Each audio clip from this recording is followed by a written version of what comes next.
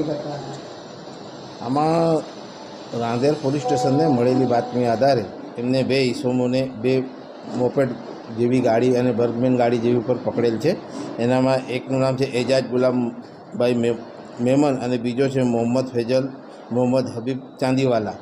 આ બંને જણા પહેલાં તો રાંદેર વિસ્તારમાં બદામ વેચવા આવેલા. એ બાતમી મળેલી પોલીસને, એટલે એ લોકોને બદામ સાથે પકડી પાડેલા. પછી એમની પૂછપરછ કરતાં એમને બીજો પણ મુદ્દામાલ છેતરપિંડીથી કે યુક્તિ પરથી બીજા વેપારીઓ પાસેથી લીધેલ હોવાની માહિતી આપેલ. જે આધારે એમને સાથે રાખી અને એમના ઘરમાં પંચોના માણસો સાથે તપાસ કરતાં એનામાં અલગ અલગ ડબ્બામાં બદામ જેવી વસ્તુ મળી આવેલ તથા કાપડના ટાંકા મળી આવેલ છે તથા લાકડાના પ્લાય પણ મળી આવેલ છે અને પ્લાસ્ટિકની નાની નાની કોથળીઓ પણ મળી આવેલ છે. એ બધાની કિંમત આશરે 5 લાખ જેવી થાય છે.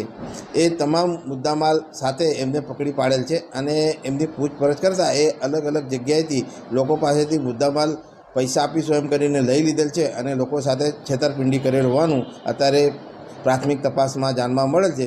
એ આ બધું મૈદરપુરા પૂના પોલીસ સ્ટેશન તથા સલાવતપુરા વિસ્તારમાં કરેલ હોવાનું અત્યારે પ્રાથમિક તપાસમાં જાણવા મળેલ છે. કેટલા લોકો ભોગ બન્યા? 2 જણા અત્યારે આરોપી પકડ્યા છે, એમાં 4-5 જણા ભોગ બનેલાનું હવે